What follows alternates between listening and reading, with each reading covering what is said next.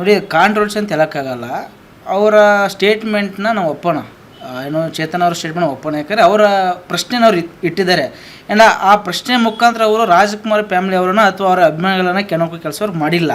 And ಅವರ ಅಭಿಪ್ರಾಯನ ಅವ್ರು ಹಂಚ್ಕೊಂಡಿದ್ದಾರೆ. And ಈ ಬೆಳವಣಿಗೆ ಏನಾಗ್ತಿದೆ ಅಂತಂದರೆ, ಈಗ ಯಾರೊಬ್ಬರಾದರೂ ಕೂಡ ನಾವು ಬೇರೆಯವ್ರ ಅಭಿಮಾನಿಗಳಿದ್ದೀವಿ, ಆದರೆ ರಾಜ್ಕುಮಾರ್ ಮೇಲೆ ನಿಮಗೆ ಅಭಿಮಾನ ಪ್ರೀತಿ ಇತ್ತು ಅಂತಂತಂದರೆ ಜಗಳ ಆದಾಗ ಈಗ ಫಸ್ಟ್ ಆಫ್ ಆಲ್ ರಾಜ್ಕುಮಾರ್ ಅವ್ರ ಬಗ್ಗೆ ಮಾತಾಡುವಂಥ ನೈತಿಕತೆ ಯಾರಿಗೂ ಇಲ್ಲ.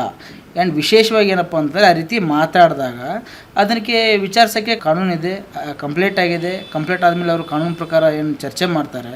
ಅದಕ್ಕೆ ಅಂತ ಫಿಲ್ಮ್ ಚೇಂಬರ್ ಇದ್ದಾರೆ, ಚೇಂಬರ್ ಕಳಿಸ್ಬಿಟ್ಟು ಬಗೆಹರಿಸ್ಕೊತಾರೆ. ಅದನ್ನು ಬಿಟ್ಟು ಮನೆ ಮುಂದೆ ಹೋಗಿ ಗಲಾಟೆ ಮಾಡುವಂಥದ್ದು, ಏಕವಚನದಲ್ಲಿ ಮಾತನಾಡುವಂಥದ್ದು, ರೌಡಿಸಮ್ ತೋರಿಸುವಂಥದ್ದು ಇದು ಯಾರಿಗೂ ಶೋಭೆ ತರುವುದಿಲ್ಲ. ಯಾಕಂದರೆ ಅವರೊಬ್ಬರು ಕನ್ನಡದ ಚಿತ್ರನಟರು ಚೇತನ್ ಹಿಂಸ ಅವರು. ಆ್ಯಂಡ್ ಈ ಏನೊಂದಿಷ್ಟು ಜನ ಹೋರಾಟಗಾರರಿದ್ದಾರಲ್ಲ, ನಿಮ್ದು ಏನೇ ಅಷ್ಟು ಕೋಪ ಅಷ್ಟು ಜಗಳ ಮಾಡ್ಬೇಕಂತ ಇತ್ತು ಅಂತಂದರೆ ನೀವು ಫಿಲಮ್ ಚೇಂಬರ್ಲಿ ಹೋಗಿ ಕೂತ್ಕೊಂಡು ಬಗೆಹರಿಸ್ಕೊಳ್ಳಿ.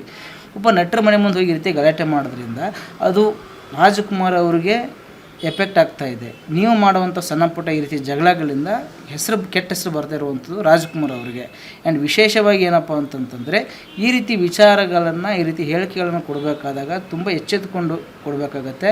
ಏನೋ ಬದುಕ್ತಾ ಇರೋದು ಡಾಕ್ಟರ್ ಬಾಬಾ ಸಾಹೇಬ್ ಅಂಬೇಡ್ಕರ್ ಅವರು ರಚಿಸಿರುವಂಥ ಸಂವಿಧಾನದಲ್ಲಿ, ಅದನ್ನು ತುಂಬ ಗಮನದಲ್ಲಿಟ್ಕೋಬೇಕು.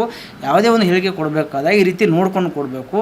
ಆ್ಯಂಡ್ ಇದೆಲ್ಲ ನಡುವೆ ಅವ್ರು ಯಾರೋ ಪೋಸ್ಟ್ ಮಾಡಿದ್ರು, ಇನ್ಯಾರೋ ಬಂದು ಗಲಾಟೆ ಮಾಡಿದ್ರು, ಇನ್ನೇನೋ ಮಾಡಿದ್ರು, ಇದರ ನಡುವೆ ಎಫೆಕ್ಟ್ ಆಗ್ತಾ ಇರುವಂಥದ್ದು ಡಾಕ್ಟರ್ ರಾಜ್ಕುಮಾರ್ ಅವರಿಗೆ. ದಯಮಾಡಿ ಇದನ್ನು ಇಲ್ಲಿಗೆ ಸ್ಟಾಪ್ ಮಾಡಬೇಕು.